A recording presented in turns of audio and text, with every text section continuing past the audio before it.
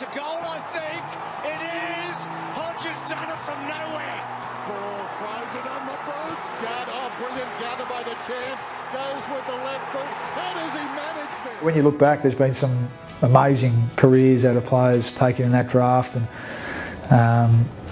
you know, these days with so much time and investment in the draft, they tend to get, you know, certainly most of the early picks right, I think, and a lot of those go on and play, you know, have fantastic careers. But back then, when it was, you know, maybe not quite as strongly invested in from a club point of view compared to these days, to have so many guys, you know, go on and have great careers. You know, I think you sit back and watch them towards the end. Early days, you probably you get the competitive sort of nature that you want to, you know, want to do well up against those guys. But it's nice to be mentioned in the same breath as you know, Jard and Hodge, you know, Ablett, Bartel, Swan.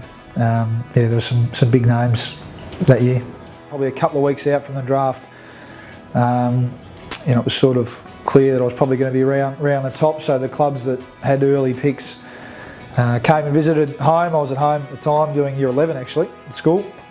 I remember John Horsfeld, who'd just been appointed coach of West Coast, coming and sitting down with myself and Mum and Dad, and Chris Conley from Fremantle, and then Hawthorn and St Kilda were the other two. And I know Mum and Dad were pretty keen for me to stay in Melbourne and finish school. So I'm not sure they, in as many words, told the Perth clubs that they're not to draft me, but you know, from my point of view, I would have been more than happy to go there. At that stage, you just want to go and, you know, take any opportunity. Look, I became recruiting manager in '94, so recruiting was very much a recruiting manager and part-timers, you know, or recruiting officers and part-timers. I don't think clubs appreciated the value of recruiting people in those days. It's pretty important now, of course. Time was a factor. Nowadays, everybody interviews everybody. In those days, it was a bit of if you interview him, everybody will know you're interested.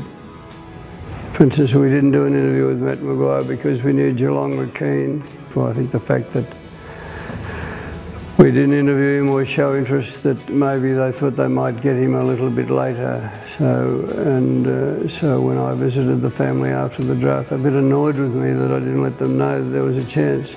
It's a nervous time, definitely a nervous time for all the draftee hopefuls. I was probably fortunate that I'd received a phone call the night before from the great Johnny Beveridge, assuring me that they would pick me at pick 2. So I probably had the luxury of arriving on the day 99% sure, I guess. Until your name's called out, you're probably not 100%, but so at least I knew pretty strongly that I was going to end up at St Kilda, so that made it a bit more, well, not as nervous. Once my name was called out, it was obviously really exciting, and then you can't wait to get into it. Juddy had crook shoulders, and his kicking was a bit ordinary. He was a superb athlete, but Ball at that stage of his life was a better player as a 17-year-old. So that's why he was an inside mid. He wasn't as good a runner as Judd, but inside mid and all of that, which we needed. He made an All-Australian side. He tied in a best and fairest at St Kilda with Stephen Baker. I think that was 2004. He was captain, so it was a good pick. I had Rewalt and Kazitsky the year before at 1 and 2, and then a pretty strong hand in our year, and it was great. You know, I certainly knew Dal really well from, you know, academy teams and stuff throughout with him, and then you quickly become, you know, really tight with Xavier Clark and Matt Maguire, who's now my brother-in-law. So that was you know, fate there as well.